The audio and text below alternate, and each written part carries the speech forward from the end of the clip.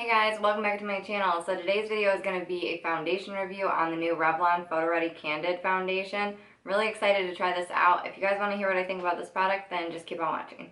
So yeah, I am going to go in with the new Revlon PhotoReady Candid. It's in the shade 150. Hopefully it's a match for me. I'm a little concerned it might be darker than I need it to be, but I don't want to mix it just for the purpose of this video. I want to do an all-day wear test for you guys for the first time and let you know what I think about it.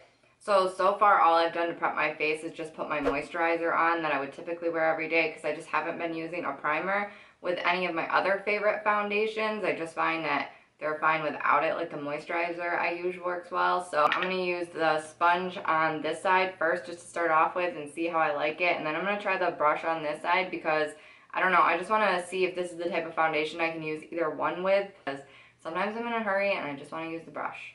So yeah. I'm just gonna pump it out. I like the packaging of this. It's like a squeeze tube, but it's got a pump on it, so I really like that.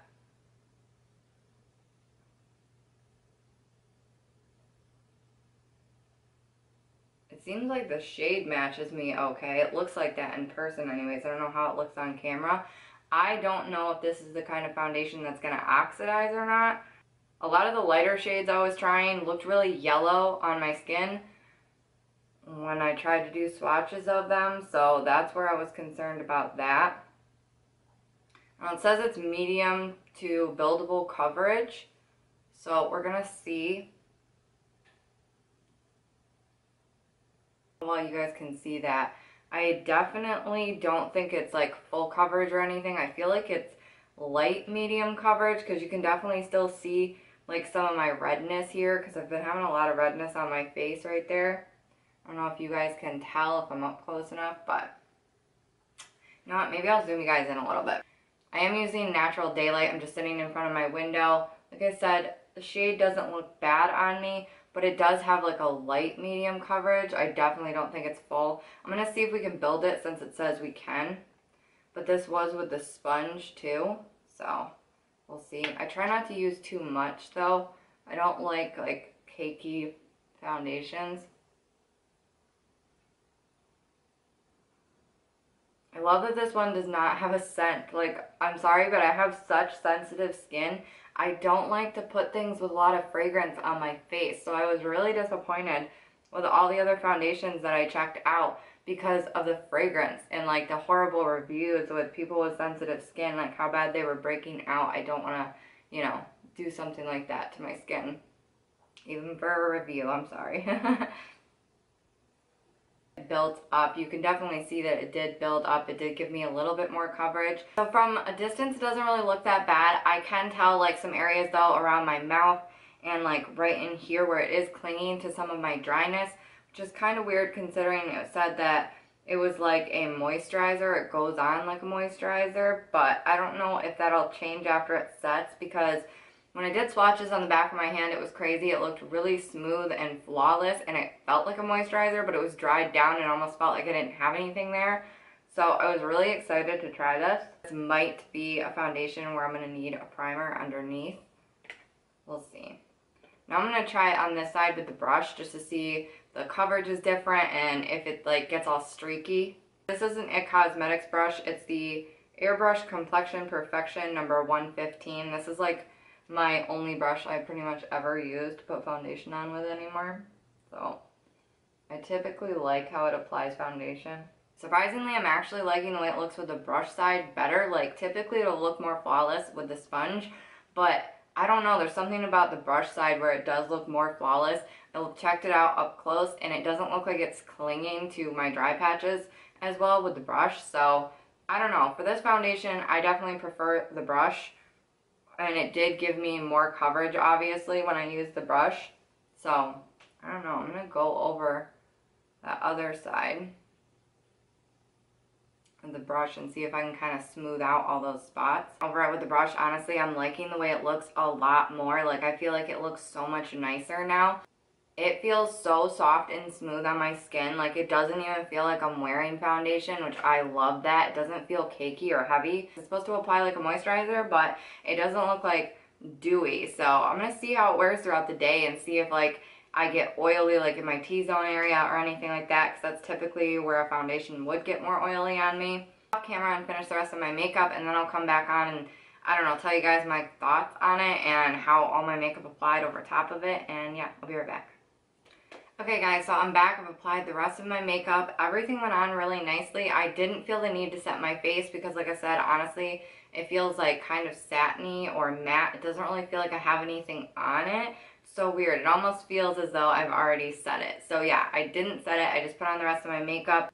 I used the Physicians Formula Bronze Booster here. I used this shade right here just to contour.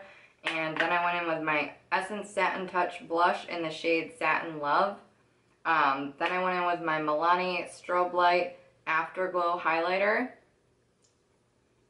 And I used my L'Oreal Brow Stylist Definer Pencil for my eyebrows and my L'Oreal Voluminous Lash Paradise Mascara. And then I went in with my NYX Butter Gloss in the shade Madeline. It's like my favorite lately. It's pretty much all I've been using. Just staying away from matte lips for a little bit. I don't know. And then on the eyes, I went in with the Dream Street palette that Kathleen Lights collabed with ColourPop on. And this is like my favorite just go-to look. And I take Shooting Star and Magical and mix them together. And then I took Mooney and used that as like my highlight in my inner corners and my brow bones. So far I'm really loving how this foundation looks on my face. I feel like it looks really flawless. It feels really natural. It looks natural. Like, I feel like it almost looks like I'm not wearing foundation. My only issue is that it does seem to be like creasing up here in my lines, like on my forehead, which I do typically have that problem, but I feel like this one might be doing it a little bit more than like the ones I've been reaching for a lot lately. So I feel like I might need a smoothing primer with this, but we'll see. Sometimes when I first apply a foundation and I do all my makeup, that just kind of happens. So yeah, anyways, I really love how it looks. I'm going to check back in with you guys in a little while. I started doing my makeup at 11:06. I'll probably want to take it off around 7 or 8 o'clock tonight. So I'll check back in with you guys later on today and let you know how it wore throughout the day. And I'm not going to do any like touch-ups or anything like that. And I'll give you guys my final thoughts on the foundation. Hey guys, so I'm just doing my check-in. So far the foundation still looks really good, still kind of flawless. Like I said, there's been like a couple of areas right up here where it was like creasing earlier, and you can still kind of see that a little bit. I feel like the shade I picked is a shade darker, or I don't know if it oxidized a little bit. So I feel like I am going to need to try one of their other shades, like a shade or two lighter, and just see if that works for me. But so far I'm really loving this foundation. I feel like it looks really natural. It doesn't feel like I'm wearing anything on my face, and I haven't noticed it transferring anywhere, so I don't see it like caking up or cracking in any places. So yeah, it's been about 4 hours I've had the foundation on, and I really like how it looks right now. So yeah, I'll do my final check-in with you guys later tonight around 7 or 8 o'clock and let you guys know my final thoughts. Hey guys, so I'm doing my final check-in. It's 8:30 at night, so I've been wearing this foundation for a good 9 hours, and yeah, I mean, I really loved it, honestly. I thought it looked really good. I just need to buy like a different shade, like lighter, because it was a little too dark for me.